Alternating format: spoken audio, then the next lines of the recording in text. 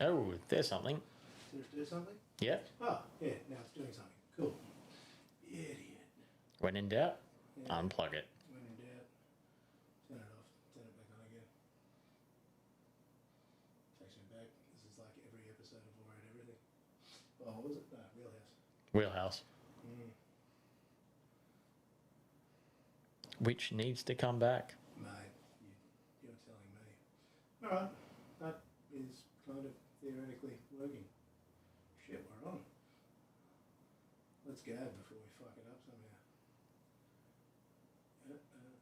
Oh, that's wicked. Are we happy with that? No, it's just buffing again, but I think it runs a 30-second delay or something like that. It sounds about right. Yeah. Alright, done. I'm going to crack a beer. Let's go. Yeah, Phone's off. Oh, do.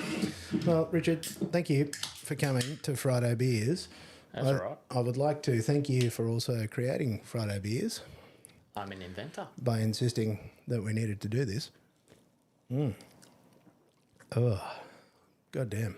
That's tasty. Oh, this is the best idea ever. You're All right. welcome. So, what are we doing tonight, Richard, aside from enjoying Friday Beers? Well, you have been off traveling the world. I have. You've been Japan, you've had some amazing journeys in America, and I think people need to know about it. Oh, I don't know, mate. I don't know if people would want to hear about some idiot going and doing dumb things in dumb places. Oh, well, I think someone does. Well, mate, as long as you're interested, that means I've got one person, so that's fine. So you and Mum. Hi, Mum. Mate, I don't even know where to start. Let's go back in time to Japan.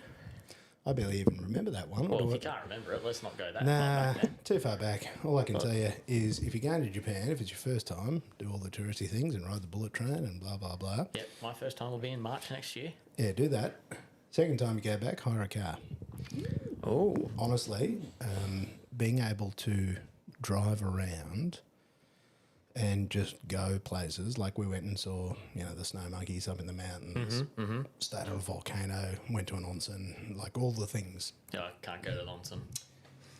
You could, Got to find the special ones. if you went head to toe, because I certainly went to a very traditional one, and it felt like it was the 1970s Oh, in there. Like you walked in and everybody comes down in their robe and slippers. yeah. At breakfast, and they're looking at us going, "What are you doing here?" And we're like, "G'day, mate." Literally the only Australians in the place. We're here for a bath. The only people that were not Japanese people. Yeah. Honestly, we stood out. So you probably went to like the local version, not the more conventional version. Yeah, we definitely were at the one that the locals go to, and they're like, "You're lost." Wow. Yeah, so it was pretty awkward. Oh well, at least you got to go to one. Mate, it was amazing. I didn't even get in the water, I'll be honest with you. The whole thing was an experience. But here, funny story. Best part about staying at that onsen was we were driving up and there was snow on the top of the mountain. Yeah. And then we went, oh, that's steam. Like there's hot springs. And I'm like, how would there be hot? Fuck. This must be a volcano. Mm-hmm. At no stage until we were up at the top of the mountain and could see snow, at no stage did we realise it was an active volcano until that moment. There's no signs. No. No. Like a tour guide or someone just said, "Hey, by the way, this is a volcano." No, well, this was one of those ones where I just went on booking.com and I'm scrolling through and I'm like, fuck, that looks good. Let's book that. And this is why I'm not allowed to book things anymore because I just look at the photos and I don't read the reviews or do anything else. And I'm like, oh, that looks sick. Let's go there. And then we get there and... Or I look at something and book it that's like another 4-hour drive from where we actually are. And they're like, you booked over there, not here. And I'm like, oh, it's the same place, right? No.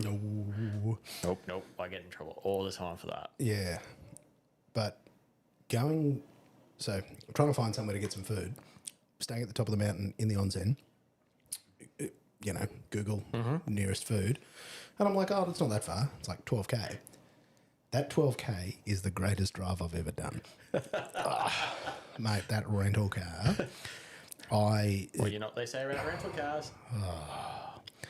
Mate, if in doubt, flat out. Yep. It was so good. I just, down this mountain in the Turgay style, just Picture perfect. honestly, one of those drives where you go, if I never drove another car on another road ever again, like it Ticked off the list. kind of like that last meal where you go, this is everything Yeah. I ever wanted. Back roads of Japan. And you've gone from one extreme as the back roads of Japan to then America, where everything is mega sized. Yeah. Do you know what was weird? Was I had Panda Express on about day 3, and I was really excited because there was broccoli in it. Because as much as you sort of go, oh, look, all the snacks and the things we don't get here, you walk into, your 7-Eleven type places when you're on the road, and it's just wall-to-wall, coloured, processed, bleached, sugar, corn syrup, food. And you're there going, yikes. Yeah. Yeah, you want actually something decent to eat. Nutritional value is surprisingly hard to find. That was the thing that I actually couldn't get over. That and how hard it is to buy beer. So... In Japan or in America? Mate, in America. Like, I have to imagine you don't get carded very often. You don't look like a fresh-faced 18-year-old. No. I was going to say, like, I've got the dad bod and, the 5 head with the receding hairline and all the things. I'd never get carded. No. Like, they just wouldn't bother. They go, you're old as shit. And I'm like, yes. I had 2 confrontations with Uber Eats because their app over there has a scanning feature. Yeah. And it says in their fine print, you'll need to show proof of ID. What it fails to say is that we will need to scan your driver's license. Now, their California Uber Eats app has no capacity to scan an Australian driver's license. No, they don't see it as the same thing. It straight up doesn't work. And so I'm there with this poor Uber driver who is fluent in Russian only. Oh. So his app is also... In Russian? Yep. And so we're doing a bit of sign language, and then I'm talking into Google Translate trying to explain, and then I've gone back upstairs to the room. I've got my passport, my wife's passport, my driver's license, and I'm like, old as shit. But Uber Eats won't let them hand over it has the to be goods. electronic. Because they can't push the button and tick the box. I then had this Uber driver rang his Uber support, but he obviously couldn't speak to them because they don't have a Russian translation service. The good people at Uber Eats asked me if there was anyone there that could translate to Russian. And I'm like, no, that's why I'm calling on his phone to you. And I'm like, this feels like a you problem. Yeah, not a me problem. that's why is it a you problem? I don't generally take a Russian translator to get Uber in California. So, and again, it's super first world problems, but it was really weird because over there, you know, I can buy fucking firearms. Yep. You can rip a bong on the street. Like Yep. everything just smells like cannabis. In Vegas, you can walk down the road drinking. Oh, constantly. Yep. That's the funny thing in Vegas. Like day one, you're like, and then day two, you're like, fucking beers. Yep. I, You can go to the servo and physically pick up a 6-pack of Corona for $6. and there's no problems with that. But goddamn, if you try to Yeah. order a pizza and a beer, we had to send, like the pizza had to go back. They couldn't complete the order because, Wow. Yeah. And I'm there going, this seems horrendously inconvenient for like the land of freedom. That does seem like out there. But I Just have actually dumb. a story similar. Please hit me. Okay, so first time in Disneyland, over the age of 18, you know, legal, 100%. All right, walking around, it's time for lunch. Need to get a feed. All right, pretzel and beer truck Nice. in Disney. Pretzel and beer truck, fantastic. Yep, go up, about to pay. We need some ID. All right, Australian driver's license over? Nope. That's not classed as ID in the States. You're like, in Disney. Good. Good. Okay. Yeah. Good. Had to hand them the passport. Fuck. Yeah. For people that are so worried about their freedom and the things and taking away the guns, I'm like, it shouldn't be this fucking hard to buy a beer. Yeah. And it's like, I'm not trying to buy, you know, a carton of hard liquor here. I was honestly shocked. Like, I was really just weirded out by how unnecessarily complex and heavily policed it was. Whereas, like, speed limits seemed fairly optional. Just everything else was just loose as fucking hell. But Oh, they have some strange rules that like go from one rule over here that we have is like drinking alcohol and stuff and how much the fine is. A fine for seatbelts is $1,000 and what's not. But over there it's like $50. yeah, and speeding as well. I actually asked Andrew. I said, "Look, we'll hedge our bets." I said, "Where does speeding become a real problem?" And she said, "30 k's over there is a felony." And I went, "Righto, under that," because I couldn't understand why I had people just punching past me all the Oh yeah, time. 75. Yeah. Just a normal thing for them. They're just hauling. I'm like, oh, okay. There's not like traffic cameras everywhere trying to get you doing 61 and a 60 down a hill. Nope. No, they don't have anything. We've seen things like we got pulled over for overtaking a school bus. Yeah, right. That's a good one. fine. That's probably fair enough. That's I a understand $700 fine. that. $700 US dollars. US, Too. yeah. Ouch. On a 3-lane, 65-mile-an-hour road. Ooh. The school bus pulls over to the side of the road, and you're what's supposed to stop behind it at 65 miles an hour. Yeah, I hope not. Yeah, but then you get done for overtaking that because its little stop sign is out. Damn. How does that make any sense to you? Don't know. But I must say, these were the big questions of my trip to Vegas. I've got to give a shout out to my friend Brendan, who facilitated. Oh, he's the one that teed it up. Well, I was going to see him either way, and then he said, "Oh, maybe you should look at coming in a couple of days early," because."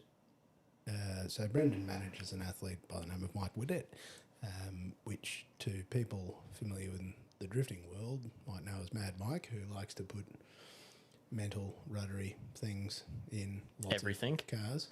He's got a fair fleet now. Oh, yeah. Because he's got a global And platform. Brendan has been on the pod before, Brendan if I has remember been correctly. on the pod before. He has shared his fascinating story because he spent a lot of time with Red Bull and knows a few things about a few things. And interestingly, after sort of spending this weekend with him, I knew he was a good operator, but watching him work and work at the level that these guys deliver, like when you see the stuff that comes out from what they were doing in Vegas and the stuff they were filming and Oh, so they're filming as well. Dude, lose your fucking mind. Like in the rotary swapped McLaren. Oh, yes. But what they'd done was they had the car in the States already, and then they were invited to take part in an event run by the Wynn Hotel. So within the last, I think it might have been the 4th or 5th year, they've started running a concours event. Yeah, I saw that. So much the same as, in the style of your Pebble Beach or, Monterey, those sorts of events. So it is a top tier invitational special cars And it's on their golf course. on the golf course behind behind the hotel. So beautiful. And I must say, being a lawn guy, I actually had to kneel down a couple of times because I'm like, there's no fucking way this grass is real. And I get down there, I'm like, God damn. Yeah. Like, I'm like, how? When you see it from the monorail and you're just like, that's a golf course? Oh, yeah. Oh, those lawns people need a raise. Like that, it is immaculate. I was just in awe that I'm down there going, that just looks fake. It's so perfect. No, that is world class grass. So, and not the sort that. Not the other type. No, not the other No, type, like no. the lawn type. the old man type. Oh, we're over that age now. It's all about the lawn. Yeah, I'm not as interested in getting ripped as I am talking to the groundskeepers about their lawn maintenance schedule. Yeah. Just trying to understand that a bit better. Wow, what happened to me? So, Scott, what was actually on this lawn? Like, car-wise, what was on there? I got to back up first. Okay. So, and I'm picking up some additional sound from this. I'm just trying to muck around with the thing. I've got an aircon over here. I'm still trying to figure out this whole studio setup, but we'll get there. On the Friday night, they run like a little VIP rooftop meet. Ooh. Mate, I shared a few photos on the internets, and it was the sort of meat that you sort of go, yeah, guys, that's pretty top tier. I'm going, as a bloke with 2 Falcons, a Land Cruiser, go, not sure if this one's for me. Like on the route, Pagani's onto CLK Speedster roof, and then there was like 1,000 McLarens, because McLaren and Wynn are in a partnership together. Yeah. So For the Formula One, isn't it? Something like that? correct. They had the Red Bull Formula One, like the show car. Yep. You know how there's a Formula One display car. Yeah, the display They car. had that there, and they had Mike's rotary McLaren sort of back to back with the F1 car, and you're like, well, that's just pretty gangster all by itself. And how big is an F1 car? Pretty big. Yeah, bigger than you'd expect, particularly when you line up like the 1970s Formula One cars next to the new Formula One cars. Oh, yeah, they've The grown like a 70s lot. Mate, the 70s Formula One cars look like bloody micro machines next to those big rigs. But mate, walking around that event, because it was a closed event, like it was an invite only for owners and all that sort of stuff. And something they do very well there is their hospitality. There's no ID checks at that, so it was perfectly fine there. They figure if you've got the lanyard or the band or the whatever you've got, that you're reasonably legit.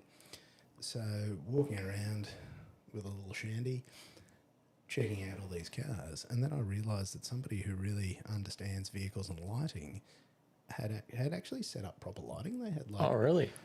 recall correctly, I think they call them like a China ball. In Videoland, where it's basically just a huge round soft sphere made of your white material, so that you get just a lovely soft light and not just brutal street light revolting.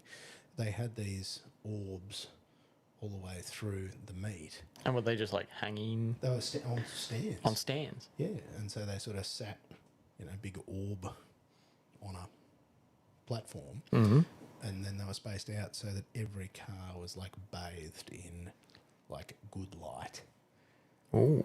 And for me, that was top tier. Like that was one of those sort of things that I stood there and looked at, same as I was mucking around with this, going, "Oh, it's too much green in that. We need to balance that out with some magenta."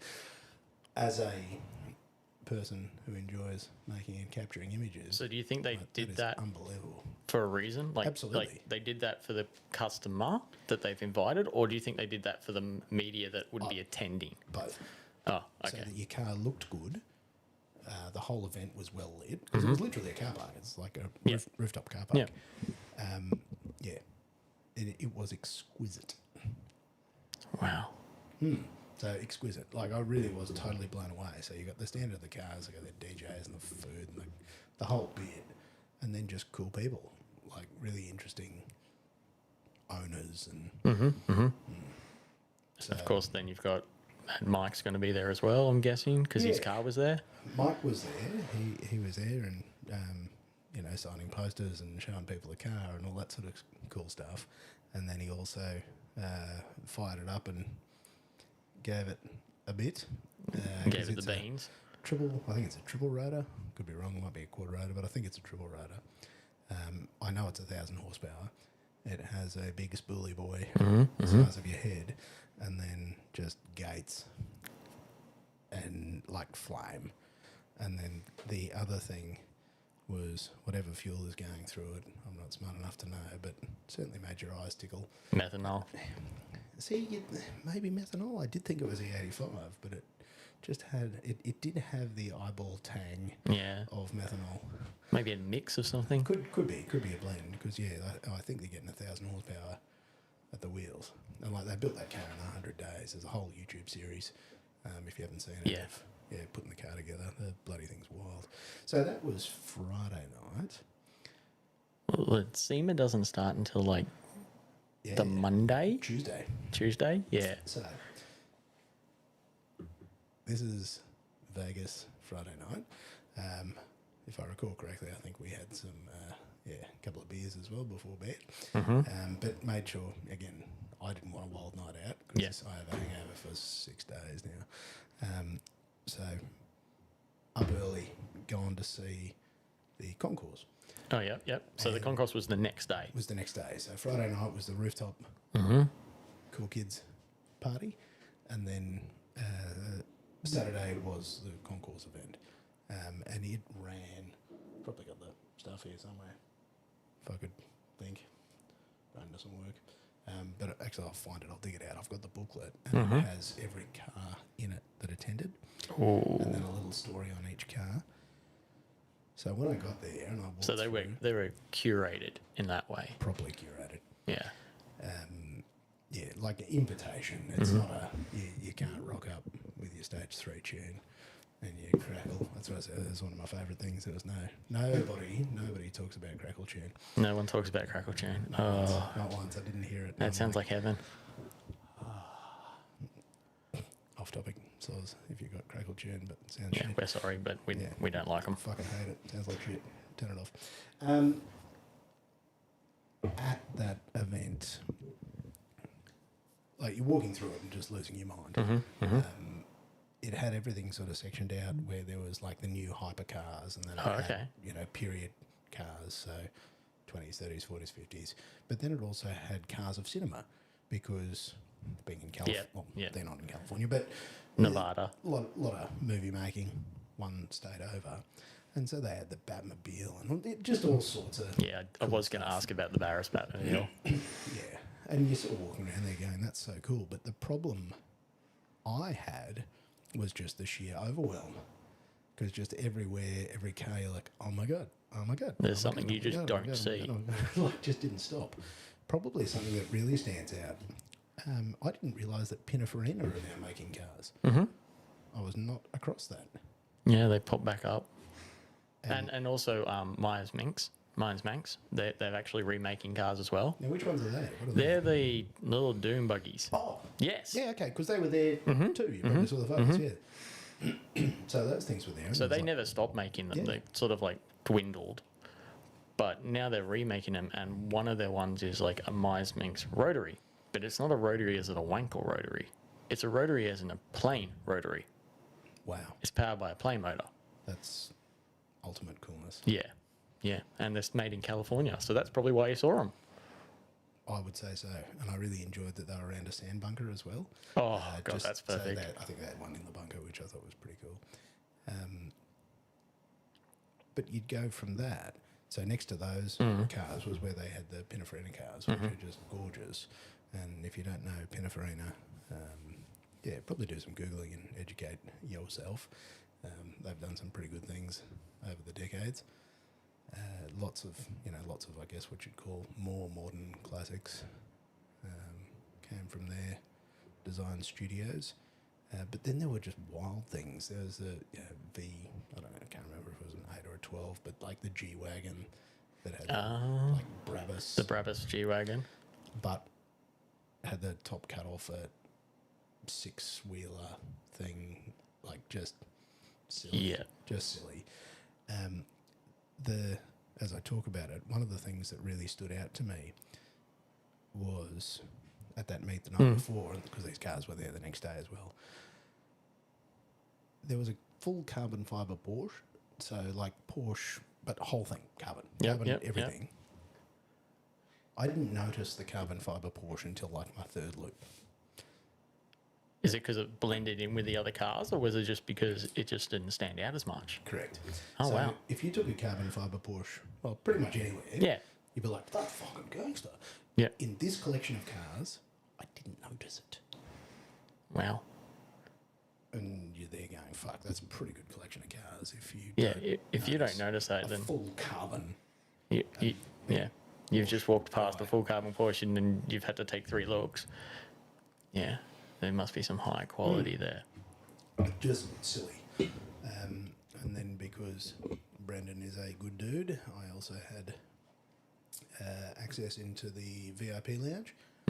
So I wore my finest Crocs and socks, as I always do. 4-wheel drive or 2-wheel drive? Mate, I'm in recreational mode. Oh, nice. I'm rarely in sport. Only on sand, actually, particularly helpful on sand. So yes, just looking like a classic Aussie Darrow, enjoying the sunshine and the beers and McLaren F1 GTR behind me, and going, this is unusually good. Like you've explained cars that we don't even get in this country, No, stuff or you'd never we see. would never ever see. No. Never ever see. And I was talking to somebody about this today, and they said, like, if you wanted to bring a McLaren F1 in to Australia, so 20 million-ish to buy the car, and then by the time you paid luxury car tax, etc., you'd be at 40 million bucks. Yep. So there is disincentive for cool stuff to come to Australia. Yeah, and also there's no way to insure that, Oh, shit. Oh, because no company's going to go, yeah, we'll insure that. mate, Lloyds will insure anything, won't they? Maybe. Shannon's if you pay them enough. No, I don't think I'd bother there. I don't. They go, nah. Go, just got cut off by a Corolla. How much is that? Priceless. Good. Yeah, I don't know how the risk-reward ratio would go on that, but there's no incentive for people to bring those things in because you just get reamed. And what are you going to do with it? It's going to sit in a collection. It's going to come out on a tow truck maybe to something. And the only way it would have worked is you think back to the good old days. Remember when the Northern Territory didn't have any speed limits? And you could have brought one in a Meccano or something and just had it here, done silly things, and then left. The glory days. Yeah, that's not the only way anymore. No, you're not going to do 300k an hour in the Northern Territory anymore, unfortunately. Well, that's how they did that Commodore. Made it world fastest Guinness world fastest Commodore. Yeah, was taking him to the Territory. Yeah, That was took it one for of the Territory. coolest things. I remember in like the magazines and shows and stuff that they'd go and do supercar run things and fairly legendary stories. I'll have to find some people who are involved in such things. Geez, that'd be good stories. Oh, that'd be great stories. But back to Vegas.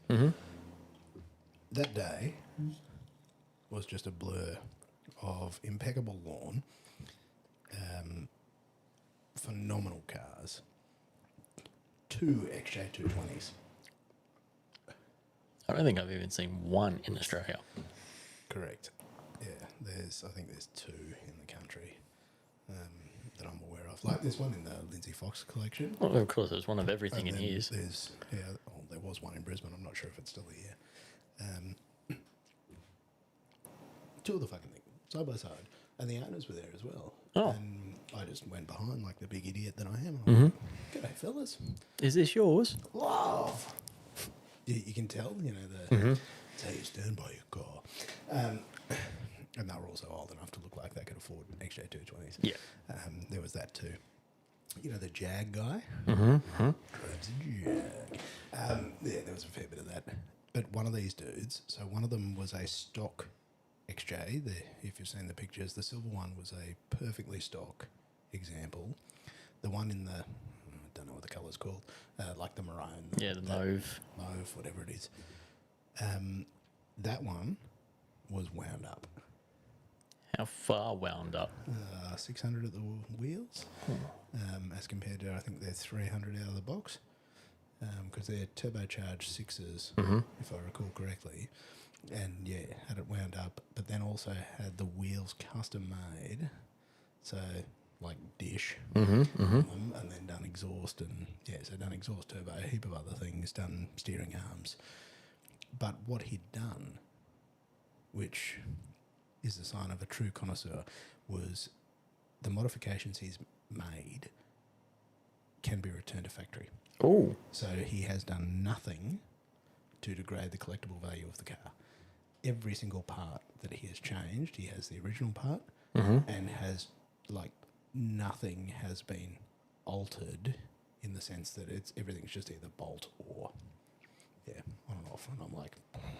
And he's probably got like a box or a toolbox at home with all the old parts sitting there, Yeah. just ready for... And then his daughter was there in a Murcielago SV in red, which I thought was quite nice. And I'm like, mate, you guys have got good taste. That is good taste. Yeah. So that I mean, that whole thing was just, yeah, it was just silly. And this is only Saturday. You know, SEMA doesn't start till Tuesday. Yeah, and it's something that's not even like publicised. No, it wasn't. You know, like Pebble Beach is publicised, Goodwood Festival Speed is publicised. This... Yeah, that was the thing, I hadn't heard about it. But because it's, I guess, in its infancy, and there's a number of big special car shows, I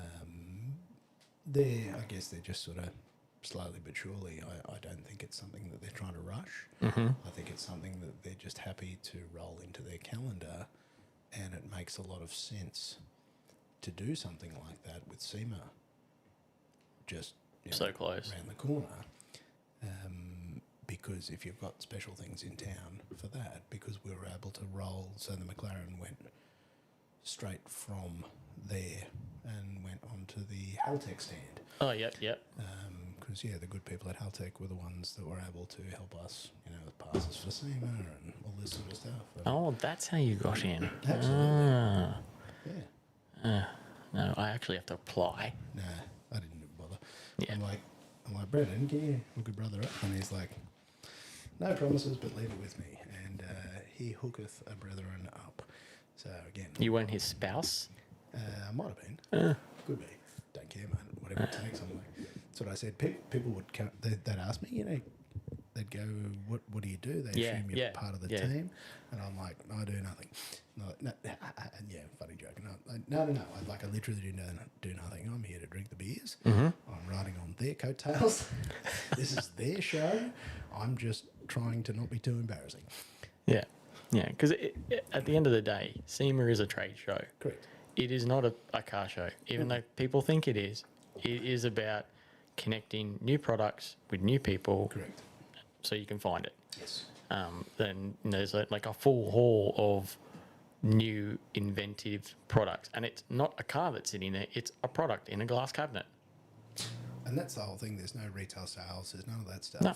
But I was really blown away by certain things in particular. And one of them that I'm very excited about was cars that are being remade. So how you can get panels and parts and chassis for old Land Cruisers, you know, your old FJs.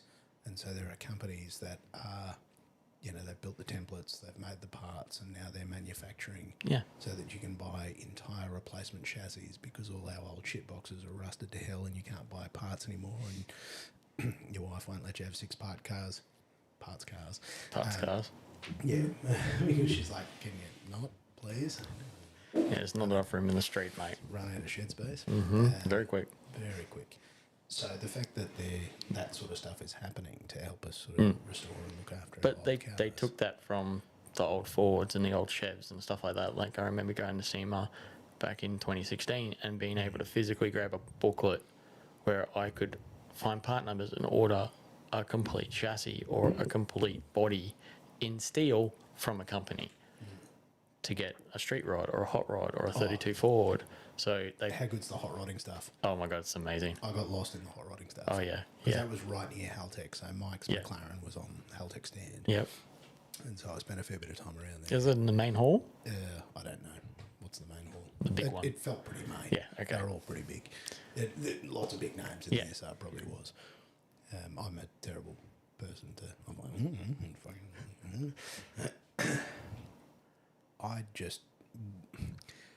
Do you know what's funny? I wasn't shocked by the size of it. Like, yes, it's massive and it goes forever. That wasn't as surprising. I don't know what...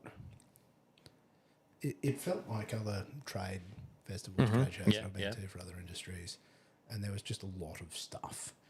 And probably the thing that I thought was there was too much stuff that felt like the same. Yeah. Yeah, it's the same but blue. It's 1 micron thicker. It's 4 microns lighter. Like there's so many things that you're looking at going, The 10% change. and I've never seen more lifted trucks in my life. Yep. I'm wondering when that fad's going to kick off in Australia. Like it's got to get here eventually. Like When we get massive more of those lifted round trucks, when lifted we get more of trucks. those trucks here, then when yeah, we there's- will. When there's P plates on the back of the lifted trucks. Yeah, that's when you'll figure it out with the LEDs underneath at the same time. Because like, look, that's cool as hell. But when you've seen your 400th lifted truck, On 30-inch wheels. and I'm like, look, that's cool. But like, But then you see them drive down the strip and and I've got to be honest, like gangster as fucking Yeah. hell. And one of the dudes drove in. We stayed at the Wynn for a couple of days because obviously they looked after us. Ah. And this dude drove in, you know, jacked up, LEDs, all the thing comes in and there's like down. I'm like, that's how you're getting in it. I'm Yeah. like, that is unbelievably cool. But I think for SEMA was, I guess, everything that I thought it would be. Because I've read about it so many times on Speed Hunters, I've talked to people who've been there like yourself. You've seen Yeah, videos. I've seen videos and it felt like what I expected. The part that was probably the best part, and you'll appreciate this as well, like it's the people. Oh, yeah. And that is, like, that is the car scene, is that you meet people and it's like, I like cars, you like cars? Yeah. Let's be best friends. And you're like, bam. And you're just like, it is the weirdest thing how, you know, that automotive connection just sort of transcends everything else, you know, social hierarchy, whatever the hell it is. You know, the way that I feel very comfortable conversing with somebody that owns, you know, very special cars, through to going up and seeing somebody with a micro going, that's fucking sick. Yeah. Can we jump that over speed bumps? Yeah. Like it because you just like the things Yeah. and they're just cool. And you can just, like, you can go to a booth there and you can end up talking to them for an hour and Forever. just not know.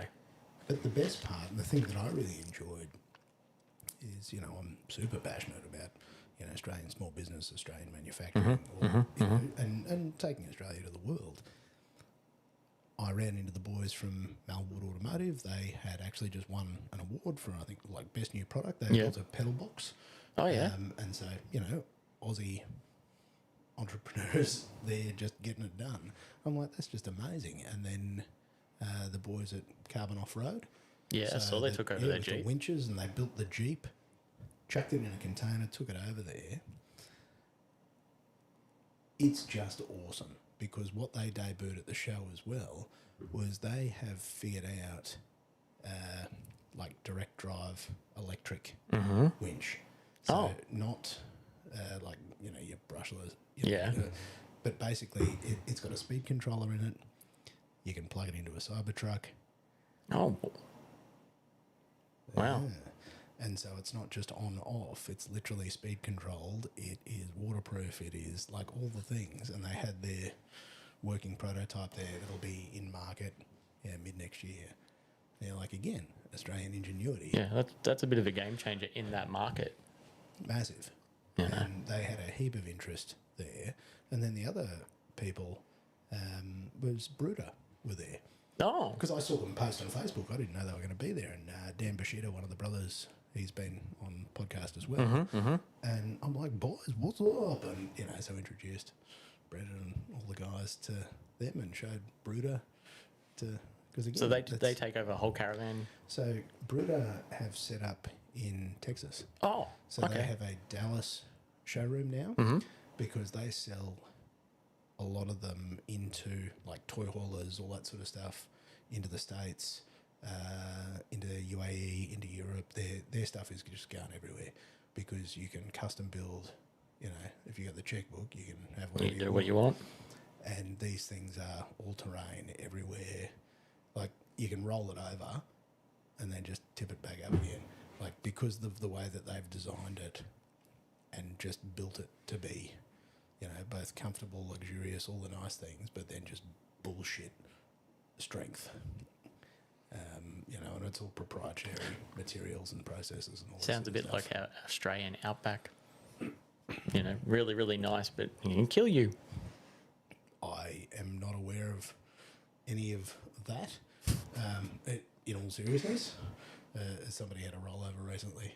No, I'm just meaning like what I mean is they build it so it's tough on the outside, but like customizable, nice Totally. inside. So it looks really good, as in like our outback, but it's tough as nails. And that's precisely it. And you've got to excuse me for not understanding. That was basically what they did. 'Cause they were like, "This is shit. I want to go everywhere." And then they built their own suspension components. They built their own, just built their own everything. They're like, "Well, no, I don't want it to be like this. I want it to be like that." And people go, "Oh, that's fucking stupid." And they go, "Okay, well, I'm going to do it anyway." And they're doing really well. It's not stupid. No, It's excellent. yeah, because it works. So, not stupid if it works, That's exactly right. as we like to say. What's our time check, mate? Because I know that you have things to do and I don't want to overrun. No, it's still good. We've got plenty of time. Heaps of time. We've got at least another halfer. Before we go any further, tell me about your SEMA journey. When did you go over there? I've been twice. I went in 2013 for my first event over, for like a 30th sort of thing. And then I went back again in 2016 with another group of mates. Yeah, right. So I got my tickets through working with a car audio company. And went over with that. And hopefully next year I'll go over, or the year after I'll go over with Downshift. Hell yeah. Back in 2016, I was still doing stuff for Downshift. So I did a couple of live views from Downshift showing crazy stuff that's there. Yeah, cool. Carbon fiber wheels, and there was a Land Cruiser that did like 240 miles an hour. Yeah, 2 turbos in the front of the But of course. truck instead of fog lights. So I can definitely put it down to you, like walking into that event the first day, not knowing anything, and it took you maybe 2 hours just to get it through the car park, Yeah. like just the outside. I think that's it. The first thing I saw when I got out of a cab was a fucking GT 500 Eleanor. And I'm like, Yeah. Yeah, well, we were sitting there waiting for we stayed at the MGM, so at the other end of the strip, and we were waiting for the monorail, because we were just going to get the monorail. And some guy comes up and goes, $10 and I'll take you to SEMA. Jump in the van. hell yeah. And you're thinking, free maybe candy. not. Free candy. Are there free Okay. car parts in this van? But no, it was a stripper van, the pole in the middle. But it was all Classic. people going to SEMA, and started chatting to a guy that wraps cars in Norway. Got there, and you look and you go, what the hell? And there's cars everywhere. There's Fords doing burnouts. Yeah, so many things, and they had the skid pan and drift displays, and Yeah, it's usually sponsored by someone. Like Yeah. I think one year I went was Ford. I think Chevy was doing something out the back as well. So there's always something to see. yeah, it was impossible to see everything. in the time that I spent there, the first day was literally just wandering around and going, where the fuck am I?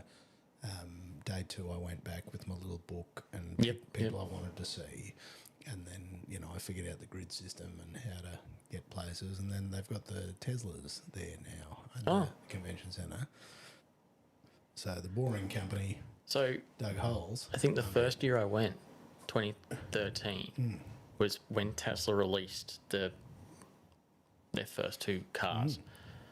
And I remember walking into the Great Hall and walking down sort of like a walkway, and there's a Tesla sitting there. I didn't know it was a Tesla, but it was just a white van thing with gull-wing doors open. Yeah, And I was just like, that's cool. that's cool. Yeah, Where's the motor? Oh, there's no one. oh, look, there's Ford over there. And I walked away And didn't even. because there's like the new Mustangs and stuff like that. And it's just like a small company like that is now massive. And there were Cybertrucks